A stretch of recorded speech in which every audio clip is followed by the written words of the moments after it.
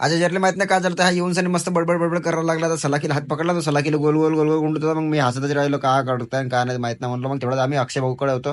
मग अक्षय भाऊ आणि आपला वैभव भाऊ होता. आम्ही सगळेजण मस्त व्हिडिओ चालू होता. व्हिडिओचं काम करायचं लड्डू मुत्तेवाला व्हिडिओ बनवायचा होता आपल्याला. मग हसू हसू पोट दुखणार तुमच्याला व्हिडिओ बांधतो मला. मग अक्षय भाऊला सगळं सांगत होता. भाऊने घालला आपला शर्ट आणि लुंगी घालली मस्त.